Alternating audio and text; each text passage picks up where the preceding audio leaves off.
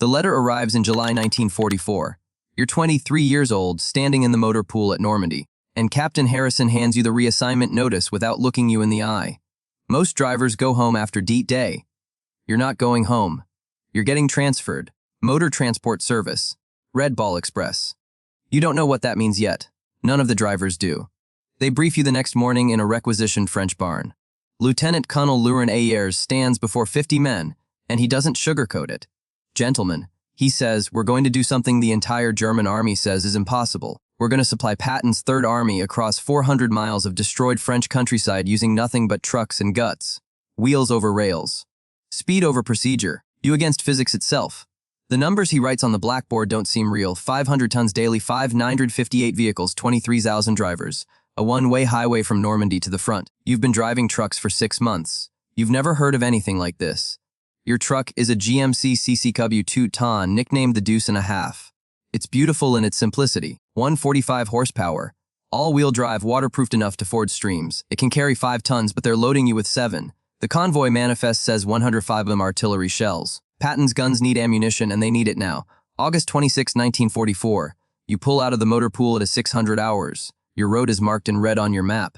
Normandy beaches to Melun, 300 miles east. They tell you the trip should take 12 hours. You'll believe it when you see it.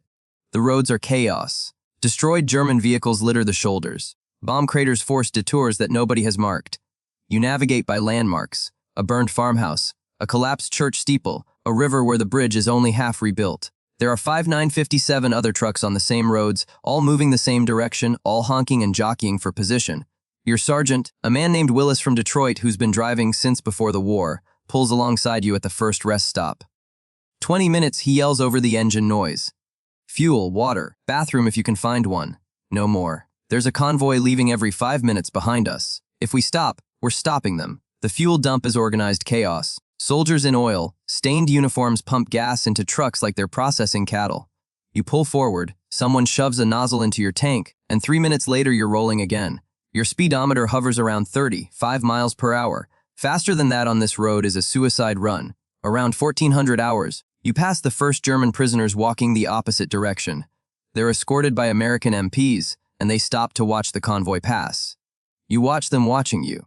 There must be 1,000 vehicles visible in each direction, stretching to the horizon. A German officer, you can tell by his uniform, says something to the MP guarding him. The MP shrugs. Neither of them smiles. You're not sleeping. Nobody told you that would be the hardest part. Your eyes burn. Your hands grip the steering wheel like it's the only thing keeping you tethered to the earth. Other drivers have mentioned pills. Benzedrine. Something to keep you awake when your body is screaming for rest. You don't know where to get them yet, but you're going to find out. The first night, you drive through blackness with only your headlights to guide you. Military doctrine says no lights. Blackout discipline. Enemy aircraft.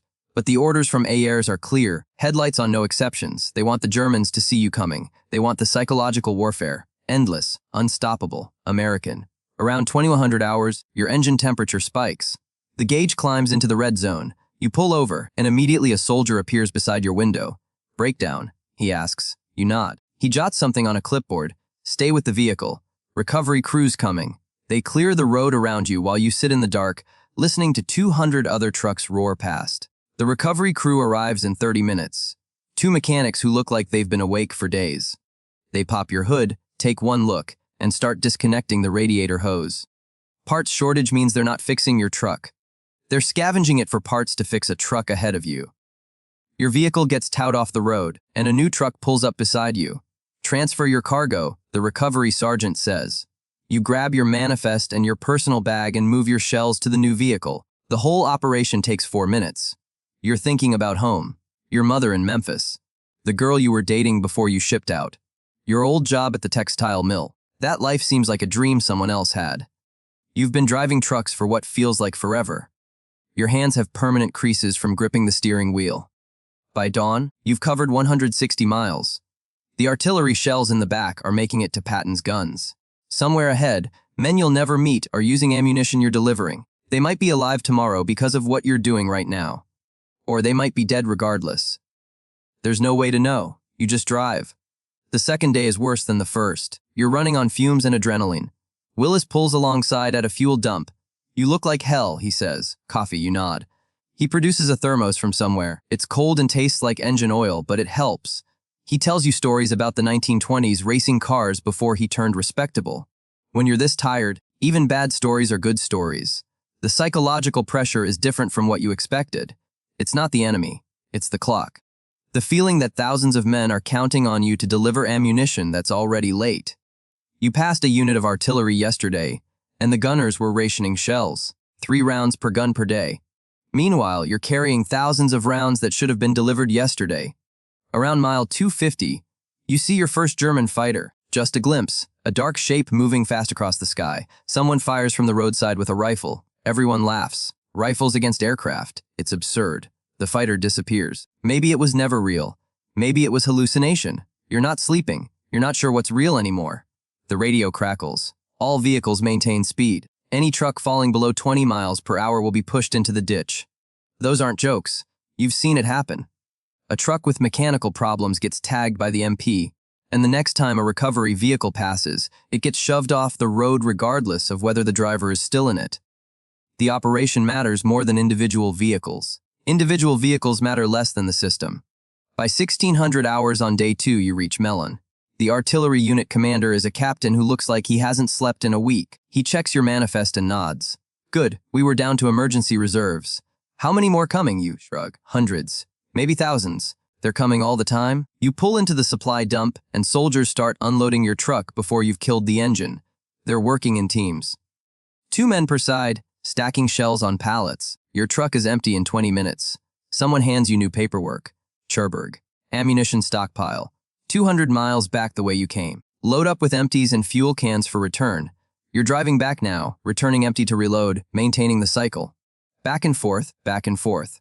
The rules are simple. Full trucks go forward. Empty trucks return. Never a full truck going backward. Never an empty truck staying forward. The system is mechanical. You're a component in the machine. The 3rd day, you remember why you're doing this. You pass a unit of American infantry moving toward the front. They're dug in on the roadside, taking a break. You watch them and they watch you.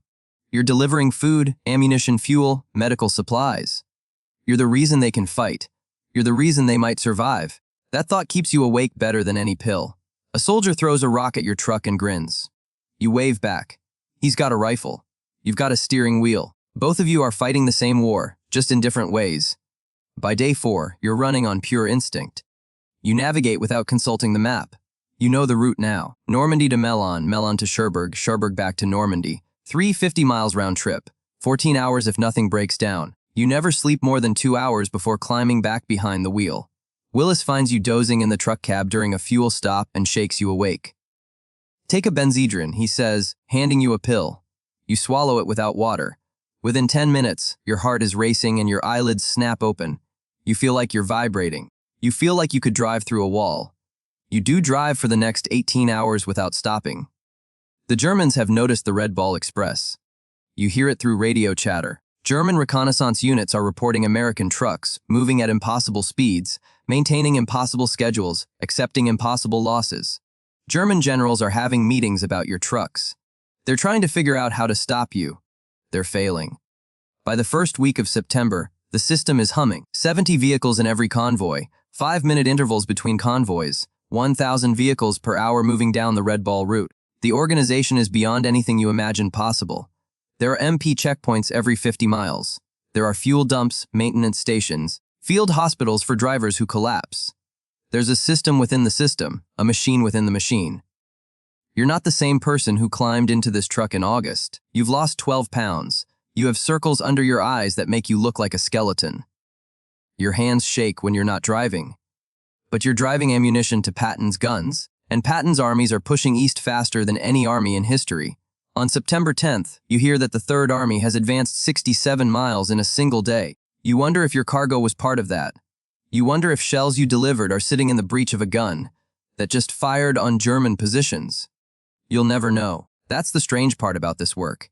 You never see the result. You just deliver and reload and deliver again. The nightmare is always the same. You're driving and you can't stay awake and the truck starts drifting toward a ravine and you can't grip the wheel hard enough to turn it back. You wake up in cold sweat and the truck is still running and you're still alive and you climb out and splash water on your face and get back behind the wheel. By mid-September, rumors are circulating. The red ball is ending. Rail lines are being restored. The operation that was supposed to last 2 weeks has been running for almost 4. They're talking about phasing it down, moving trucks to maintain depot distribution instead of continuous forward delivery. You don't feel relief. You feel something like loss. This operation has become your entire existence. You don't know who you are when you're not driving. You've delivered more tonnage than you can calculate. You've seen more of France in a month than most soldiers see in a year. You've been part of something impossible that worked. The final run comes on October 15th. Your route hasn't changed. Your truck hasn't changed. But there's a difference in the air. Other drivers are smiling. Not the smile of men happy to be alive. The smile of men who did something hard and survived it. Willis pulls alongside at the final fuel dump. "We made it," he says. "We actually made it," you nod.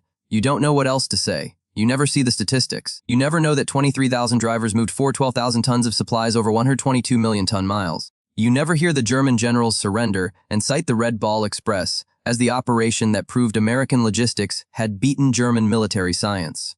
You never read General Patton's tribute to truck drivers who won the war as surely as any rifleman. You just know that you drove. You stayed awake when your body was screaming for sleep. You navigated roads that didn't exist yesterday.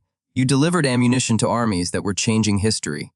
And when it was over, you still had 2 hands, 2 feet, and your life. Years later, sitting in a civilian truck cab running loads between Memphis and Nashville, you'll remember those nights on the Red Ball route. You'll remember the endless convoy of trucks stretching to the horizon. You'll remember knowing that somewhere ahead, men you'd never meet were staying alive because of what you were doing. The Red Ball Express is history now.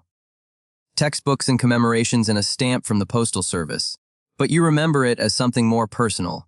You remember it as the time you were part of an impossible machine that worked. You remember the weight of responsibility. You remember knowing that the war was being won by trucks and drivers and an audacious idea that nobody thought would work. And sometimes, when you're driving alone on an American highway with all the time in the world, you remember those 35-mile-per-hour runs through France where every mile mattered and every ton counted. You remember being 23 years old and changing the world, one truck at a time.